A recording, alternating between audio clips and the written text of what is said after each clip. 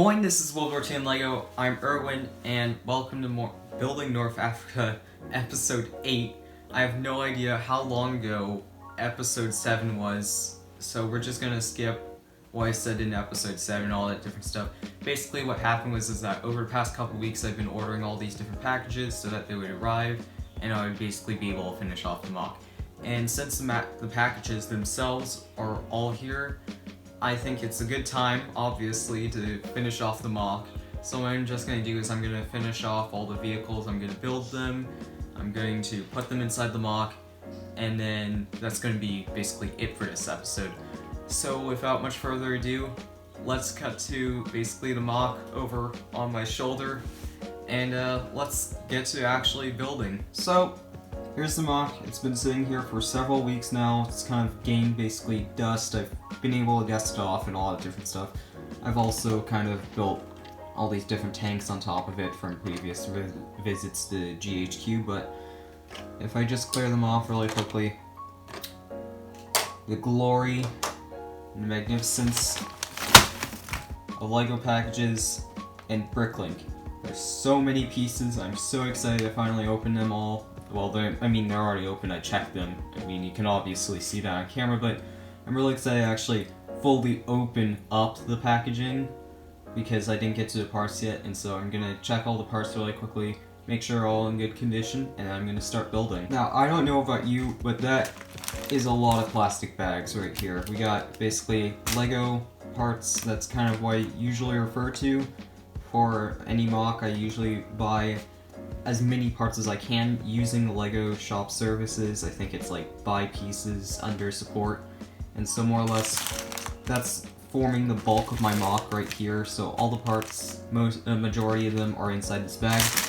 The rest of these are basically Bricklink orders that is strategically placed. The best way you can do that is basically just putting all of the remaining parts inside a wish list, and then creating the wish list, and then ordering it and strategically placing as much value on each order and all that different stuff. A bit complicated, but in the end, once you understand it, it's pretty easy. So, this is a lot of plastic. I might have said that before, but hopefully I can recycle this all, otherwise it's gonna be a lot. So, with that being said, I think it's best to basically cut to a time-lapse and just build it. I'm really excited to actually get to building this.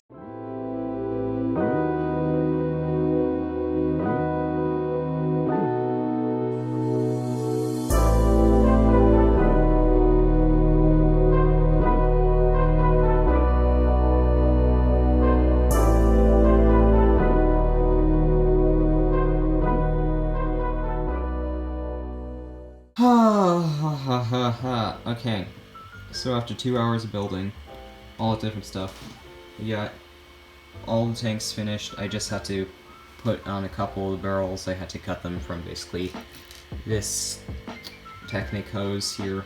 I have 2 of these. Should be okay. Otherwise, I basically got a bunch of extra pieces. Actually, I only got 2. So I got 1 extra of these. I'm really worried that I forgot something somewhere. And then this, I have no idea why it's here. There's only supposed to be 1 2x8, and that was just supposed to be for the Spitfire or Hurricane. I forgot which one was which. But so that's all fine and well. Got a couple extra 1x1s. It was because I had to meet a order minimum, and so I just got extras of these. Otherwise, the palm trees, there's only one problem with these. So they're tall enough for the actual mock itself and all that different stuff, which is good.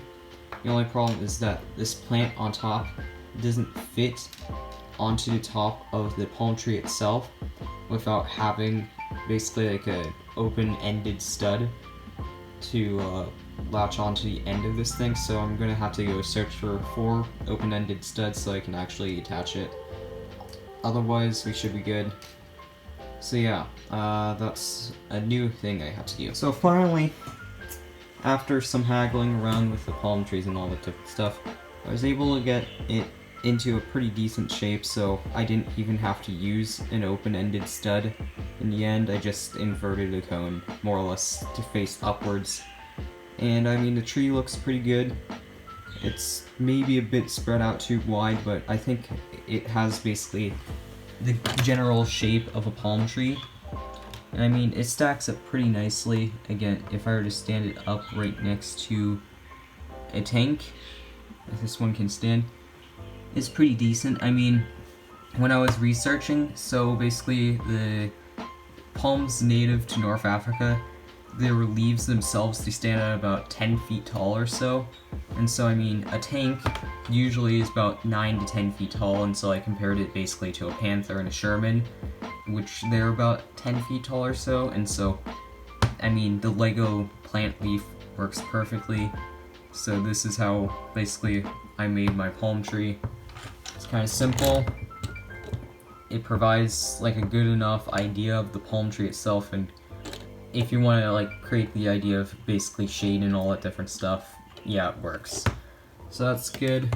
We got basically a bunch of little tiny short grasses, and then also where are my taller grasses? So we got a bit taller grasses. These are going to be used more sparsely, but so here's how they stack up.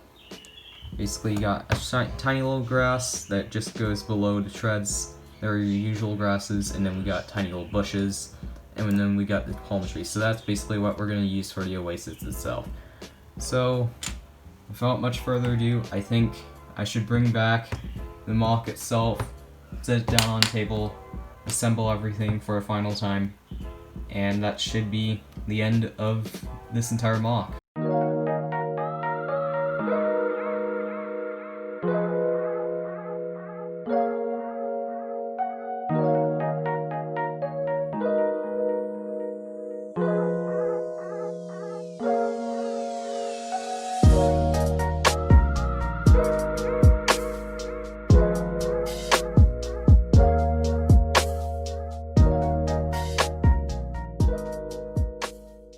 Well, that's all she wrote, folks. I'm really, I don't know how to describe like what I'm feeling right now.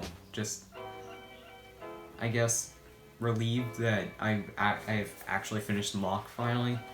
I mean, it was in a much quicker time span than the Dunkirk mock, which took 3 years. This took basically, well, obviously less than a year. I think it maybe took about 3 months or so. Maybe actually 2. I think it was actually 2 months, so I was maybe correct in my estimation. I'm really happy that I actually was able to finish it. Am I going to display this at some convention? No, we're in the middle of the pandemic anyways. It wouldn't make sense to basically keep it up for long, especially seeing I can't display it even at the GHQ, so I'm probably gonna take it down maybe about 2 weeks from now or so, but I mean, it's really nice. I like on how it came together. The entire time I was worried that it was not going to look good, especially the Oasis, but I mean, the Oasis turned out pretty nice. I really like it. Just the entire mock overall. What was also really nice was the fact that I was able to test out one of my own basically designed MBB tanks, which was the Crusader back there. It was really nice to get like actual physical feedback on what my designs look like, because sometimes basically designs on the computer don't translate well into actual real life, so it's really nice that I was able to get actual feedback on my tank design for the Crusader. I think it's okay. I mean, might be improved, but overall it captures the entire essence. Otherwise, my only other qualm was basically the actual instructions themselves for Studio. What I just did for the instruction designing part was I just more or less clicked every single brick, put them all together, and so you had sometimes floating bricks in random places, and then sometimes you'd start a tank, and then you wouldn't finish it all the way until the end of the build process, so it was really frustrating, but I think it was okay. It did its job. I didn't get lost or all that different stuff, so I mean, that is probably the only challenge I faced for this episode. Otherwise, it was a great overall experience just getting back into mock building again for a bigger sized mock. And I mean, it's going to be basically a nice piece just to look at for the next 2 weeks. So thank you for watching, and until next time, keep on building.